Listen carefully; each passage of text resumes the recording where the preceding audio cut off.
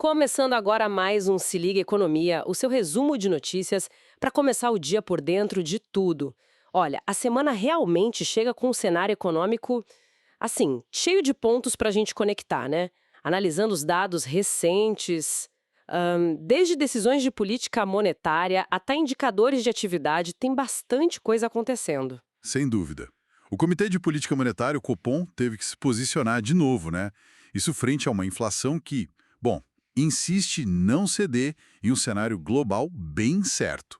É verdade. E os números mais frescos da nossa economia pintam um quadro, digamos, complexo. Certo, vamos começar por essa decisão do Copom, então.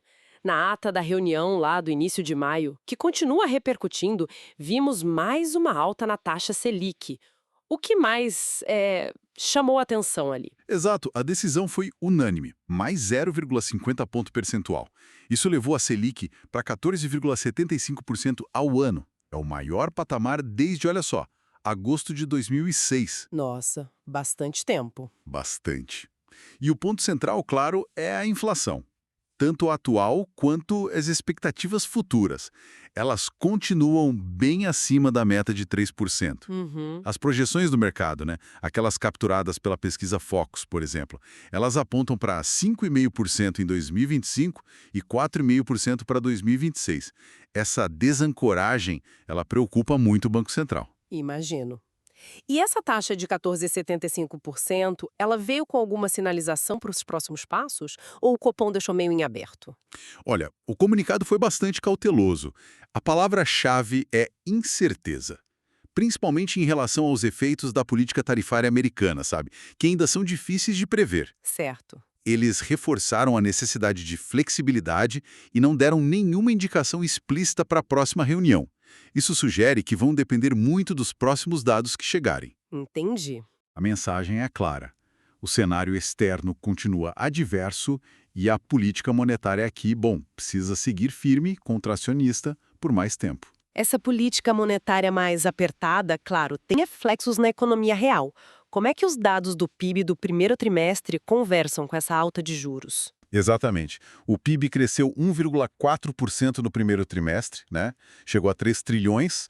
O motor principal foi a agropecuária, que disparou 12,2%, Uau! muito ajudada pelo clima, claro. Os serviços também tiveram bom desempenho, com 1,6% de alta. Mas, e aqui entra o efeito dos juros, a indústria ficou estagnada. Uma leve queda de 0,1%. Ah, e pesou. Pesou. É um sinal claro de que o custo do crédito mais alto já bate no setor. Mesmo assim, no acumulado de 12 meses, o PIB ainda mostra uma alta de 3,5%, tá? Certo. E o mercado de trabalho, ele vinha mostrando bastante força, né? Segue essa tendência? Então, os dados do primeiro trimestre indicaram uma taxa de desemprego de 7,0%.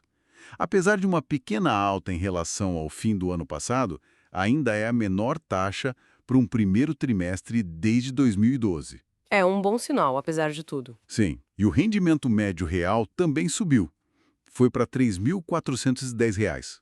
Mas o próprio Copom, na sua análise, já menciona uma incipiente moderação, tanto na atividade quanto no mercado de trabalho. Hum. Ou seja, há sinais de que o ritmo pode estar, talvez, diminuindo um pouco. Entendi. E do lado dos preços, como ficou a inflação mais recente que a gente sente no bolso? Bom, tivemos a prévia da inflação de maio, o IPCA 15, né? Que mede os preços ali na primeira metade do mês. Ele subiu 0,36%. Menos que antes, então. Sim, foi uma desaceleração em relação a abril, o que é um ponto positivo. Mas o acumulado no ano já está em 2,80% e em 12 meses em 5,40%. Ainda bem distante da meta, né? Com certeza. Agora, um dado curioso que surgiu foi o IVAR, da FGV, que mede o aluguel residencial. Ele teve uma queda de 0,56% em maio, puxada por São Paulo. Um alívio pontual, interessante, nesse cenário de preços pressionados. Que interessante essa queda no aluguel. Falando em contras, como as contas do governo fecharam em abril? Isso é sempre um ponto de atenção, né? Especialmente com a Selic alta, assim. Pois é, abril trouxe um resultado positivo, sim. O governo central registrou um superávit primário, que é a receita menos a despesa, sem contar os juros da dívida de 17,8 bilhões. Bom resultado. Foi o melhor abril desde 2022 e surpreendeu o mercado. No ano, o saldo positivo acumulado já é de 72,4 bilhões, porém... Sempre tem um porém? Sempre tem. O outro lado da moeda é a dívida pública federal, que continua subindo forte, justamente por causa dos juros altos, né? Já passou de 7,6 trilhões. Nossa! E além disso, tem um pagamento considerável de precatórios, aquelas dívidas do governo reconhecidas pela Justiça, previsto agora para julho. Isso adiciona pressão. O Copom, inclusive, sempre bate na tecla da importância da harmonia entre a política fiscal e a monetária. Faz todo sentido essa conexão. E essa percepção de risco fiscal, junto com a política monetária apertada, afeta como o Brasil é visto lá fora, né? O indicador de clima econômico da FGV para a América Latina mostrou piora no início de 2025. Ah, é? Sim, as previsões de crescimento para o Brasil foram revisadas para baixo, por conta dessas incertezas.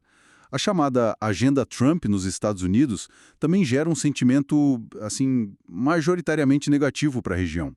Embora, é bom dizer, alguns analistas por aqui vejam potenciais nichos e oportunidades comerciais, talvez no agro. É muita coisa interligada, realmente. A análise desses dados mostra um equilíbrio bem delicado, né? Entre controlar a inflação e não frear demais a economia. Exatamente. O desafio de trazer a inflação de volta para a meta continua enorme.